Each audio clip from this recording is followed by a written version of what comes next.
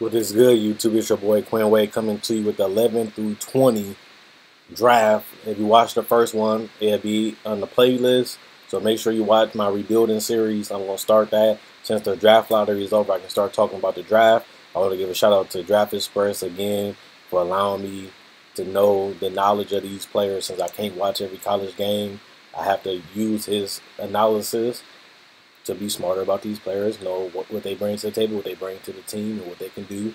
And now I can see how they can be in the future based on what they can do now. So after that, let's get to the video. Charlotte Hornets is the 11th. So I can see them actually taking Frank just because Kemba Walker just hasn't worked out. I know he made it to the playoffs a couple times. He's so streaky. He had a good season in the beginning of this year. He didn't end the season that well. He was an all-star, but we know Kemba Walker hasn't really taken them to the next level. They didn't even make the playoffs this year, and he's just too little. He takes a lot of tough shots. He lives off tough shots, and they just need to find somebody that can get the job done efficiently, better, and at the same time be a great defensive player. They can't really find that. And Frank will be that guy that probably can finally help them build for a future point guard because Kemba, they gave him that extension because they couldn't find nothing better. He didn't get paid that much money anyway, so he can always be a backup or a sixth man off another team if they can trade him, which they should be able to under that contract. And Frank, he could be the future point guard, and they got a good coach too. So I can see them actually taking Frank at number 11. Detroit Pistons, they have Donovan Mitchell going number 12. I don't know if he's going to go 12 because they already have Kentavious Caldwell-Pope, but he is in a contract year, so I can see them taking him as a backup, but they already have players like Stanley Johnson and stuff that can be backup 2 or 3, and he has less size than both of them. So I don't really see them taking Donovan Mitchell because he's just a shorter guard. I know he's explosive. I know he can attack. I know he's one of the better players in college, but I don't really see Detroit taking him at 12 because they already have two good guards. And they have they have bigger guards on the team already. So that kind of would defeat the purpose of getting him. And on top of that, Kentavious Caldwell-Pope is a knockdown shooter. So I actually would see them taking Justin Jackson. I know they got Tobias Harris, but sometimes he come in off the bench. Sometimes he starts as the power forward. Sometimes he's the small forward. Sometimes he's a stretch forward. Justin Jackson can come in there at 6'8", put everybody at their natural position, and also be a bench player that can come off and get buckets off the bench, and also just can attack and be aggressive as that guy coming off the bench. So I can see him being a microwave like Vinnie Johnson, or I can just see him being a good scorer in the league. And I can see Detroit Pistons taking him at 12 rather than Donovan Mitchell. So with that being said, the Nuggets, they don't really need anything. They already drafted Jamal Murray. They got Gary Harris. They got Moutier. They have Jokic. They have Danilo Gallinari. They don't really need any more players. So I can just see them taking best talent available, which might be Donovan Mitchell or OG.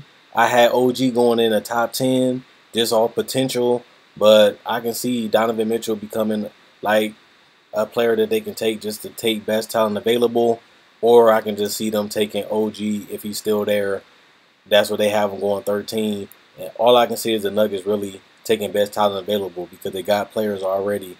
And on top of that, they already came close to making the playoffs this season, even though it's another season next year. You can't really count on them making it next year because they didn't make it this year, and it's not guaranteed that they're going to make it next year anyway because you never know what's going to happen in free agency, and you never know what's going to happen trade-wise and injury-wise too, so we don't know. They have Justin Jackson going 14, but I actually see him going to Detroit, so they can either take Ike or Luke Kennard. I can see Miami probably. They have Deion Waiters, they have Goran Dragic, they got Hassan Whiteside, they got Justice Winslow. They have Chris Bosh if he ever comes back, and if he don't, I can see them taking Ike, but they don't really need him unless he's gonna come off the bench. Luke Kennard can add firepower off the bench, but they had Deion Waiters, but they can always let him go and keep a rookie contract player like Luke Kennard on a budget and he can come off the bench and get buckets, I can see Miami taking Luke Kennard at number 14 if they don't keep Dion Waiters. And if they do keep Dion Waiters, I can see them taking best talent available too at 14. 15, Ike. I think they do because they don't have Festus Ezeli and Miles Leonard. He's more of a stretch five. He can't really bang inside. He's not really known for dominating the boards. So I can actually see Portland taking Ike just for a backup center. He's 6'10", he's big, he's bulky, he has strength. They can either take him or Jarrett Allen, he's a little taller. He can score more points. He played more minutes. So I can see them getting bigs because they need somebody to go with Nurkic. And if Nurkic go down, you don't really want to go small ball. You want to sometimes have size. So I can see Portland either signing a big man in free agency or drafting one. Chicago Bulls, this is another team that they still trying to trend between being a playoff team and rebuilding at the same time. If Luke Kennard is not off, I can see them actually taking him to be like a Denzel Valentine, but you can also put Denzel Valentine as a backup point because he has the size to play point and he has the shooting ability to do it. And Luke Kennard can, like I said, he can be a player that can bring firepower off that bench. And you never know. Dwayne Wade is a free agent this year. He can opt out, so that can also become a Dwayne Wade replacement just in case he don't resign, or just in case Dwayne Wade get injured, they got another person that can come off that bench and fill it up for him. So if Luke Kennard ain't gone at 16, I can see him actually getting drafted at 16 by the Bulls. Jarrett Allen, they don't really need another big because they got Monroe off the bench. They got Thon McCarr coming off that bench too. So I like the bigs. I don't know if they'll take Jarrett Allen, but it's possible. But John Collins is another guy that's 6'10". He's a better scorer. He's more confident. He can dominate the boards. And at the end of the day, you got a long wingspan. That's a freak athlete. And you can pair him with Jabari off the bench, or you can also put him at that power forward in the future. So to me, I would take John Collins over Jarrett Allen at this point to me. But it's up to the Bucks. They probably going to just draft best talent available too, just because they don't really have no needs that we feel they just need to stay healthy. So either Jarrett Allen or John Collins going to be 17, or one of them going to drop down in the draft. The Indiana Pacers, another team, they just need to keep developing, and they have a lot of older veteran players, so they just got to get chemistry and get a better coach. I think they should have kept Frank Vogel. I didn't think they needed Nate McMillan. I like Frank Vogel as a coach over Nate McMillan. So I don't really know if they're going to go big. I don't know if they're going to go for best talent available, which they should. But I'd probably go Ivan Rabb to add another shot blocker to go with Miles Turner. I'd take him at number 18 over pretty much everybody else.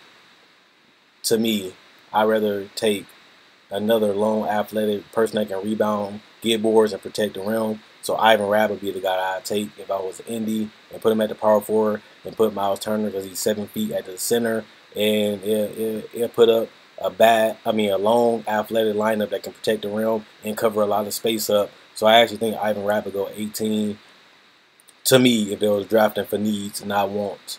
I like Justin Patton at 19 for the Hawks. They haven't been able to get Thiago Splitter on the court, and Dwight Howard do need a backup, and they always go small if Dwight Howard's not on the court. So they do need a backup center since Thiago Splitter still ain't healthy. So with that being said, I can see Jarrett Allen going 19, or I can just see them keeping Justin Patton there. Or even if Ivan Rabb is on the board, I can see them taking him at 19 too. Portland, like I said, right now you in the field of bigs. I can see them taking the international player, Rodons, whatever his name is. He's a small forward. He's 6'8". They need a small forward. They need to get bigger in that place because they usually put Evan Turner or Maurice Harkless, but he's not a shooter. Any player in this top 20 now isn't a sure thing, and it's more of a gamble.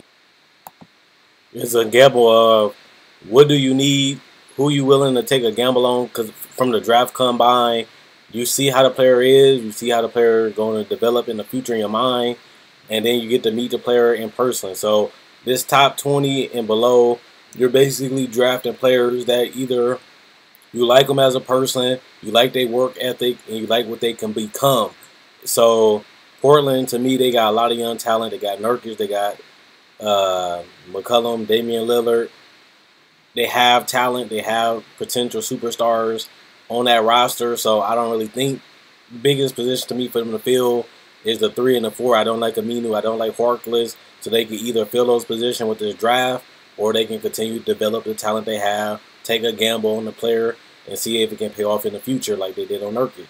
And it looks like it's paying off already. So in this top 20 and below, I'm not even going to make a video for the rest of the draft, just because all these players either decent players, role players, players that could like 1% chance of becoming a star, or players you just taking a stash and grab, or just a player that could potentially turn out to be something 4 or 5 years from now.